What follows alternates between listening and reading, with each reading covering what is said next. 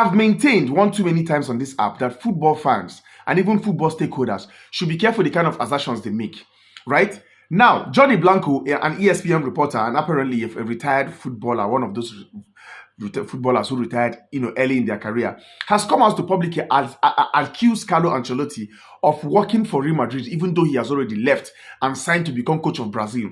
He said Ancelotti is working for Real Madrid at the expense of Barcelona. Now, here is what he had to say. He said Ancelotti left Real Madrid to coach Brazil, but he continues to work for Madrid and at the expense of Barcelona. And he went on to say Brazil, who have already qualified for the World Cup, will play against Bolivia.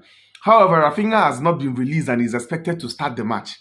On the other hand, Vinicius, Rodrigo, and Militao have not been called up for the current international break for them to rest.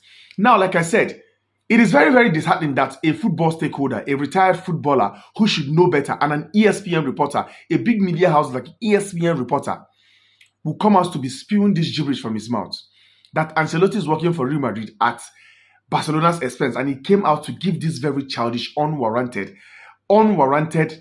excuse, making this accusation on Ancelotti. First of all, it is only logical for a player who suffered back-to-back ACL, one on the left foot, the other on the right foot. He had just returned from injury, only playing 3 matches for his club. It is logical for his coach not to call him. The national team football is intense. The weather of that South America is intense. And this is the summer. It is only logical for the coach not to call him up because he is only trying to get himself he's trying to get into match rhythm.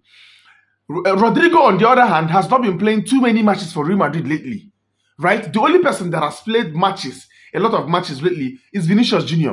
And then you coming out to say, and it is up to the coach. Only the coach knows why he has refused to call Vinicius up, right? I've given you a very plausible excuse for not calling Rodrigo and Militao. Only the Ancelotti knows why he didn't call Vinicius. But if you look at it from the other side, if you look at it from another angle, the flip side, a lot of Barcelona fans have been clamoring, have been pushing for Rafinha to win the Ballon d'Or, to get the Ballon d'Or, that he deserves the Ballon d'Or.